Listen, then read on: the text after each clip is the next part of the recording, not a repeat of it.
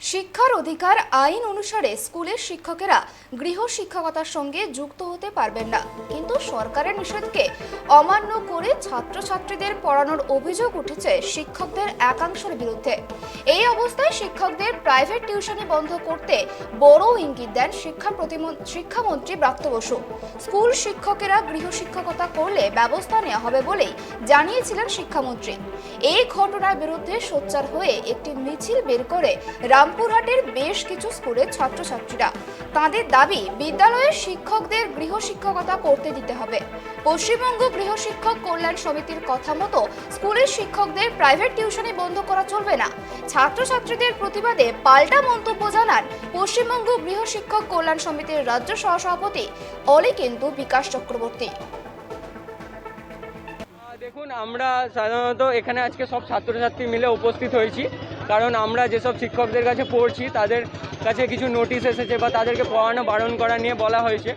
তো আমরা তাদের কাছে আজকে পড়ছি বা পড়ে যাচ্ছি তাকে সম্মান করি বলে, কিন্তু ব্যাপারটা হচ্ছে আমরা তার কাছে পড়তে চাইছি বা তার কাছে আছি কারণ সে ভালো পড়ায়, সে ভালো বোঝাতে পারে, এই জন্য।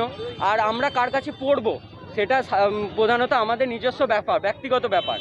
তাই আমরা চাই যাতে কোনো সংস্থা বা কিছু আমাদের এতে কোনো কিছু না বলতে আসে, কারণ আমরা তার কাছে আছি বা তার কাছে পড়ে আছি, আমরা তাকে সম্মান করি কারণ সে ভালোভাবে আমাদের পড়াটা বোঝাতে পারে বলে। আমরা আমাদের নিজের ইচ্ছা থেকে করছি, এতে স্কুলের কোনো হাত নেই, স্কুলের কোনো ব্যাপার নেই। আমার বক্তব্য হচ্ছে, ওই কচিকাঁচা ছেলেদের কোনো দোষ নাই। ওদিকে কিছু মাস্টার তাদের ব্যবসায়িক ব্যাপারটাকে ফায়দা তোলার জন্যে, অর্থাৎ টিউশনটা চালিয়ে যাওয়ার জন্যে এই কচিকাঁচাদের রাস্তায় নামাচ্ছে। এবং একটা শিক্ষকের কাছ থেকে আশা করব সৎ এবং সুচিন্তিত পথে ছাত্রদিকে পরিচালিত করবে। কিন্তু এটা যা দেখছি, এটা শিক্ষা জগতের মেরুদণ্ড ভেঙে দেওয়া ছাড়া আর কিছু নয়। এই অসৎ শিক্ষকদের, স্কুল শিক্ষকদের আর কিছু না, এটা না প্রকাশ করবে না। এবং আমরাও বারণ করছি ছাত্ররা যেন যাতে নাম প্রকাশ না করে, কারণ অভিভাবক বা ছাত্রদের সঙ্গে আমাদের কোনো বিরোধ নাই।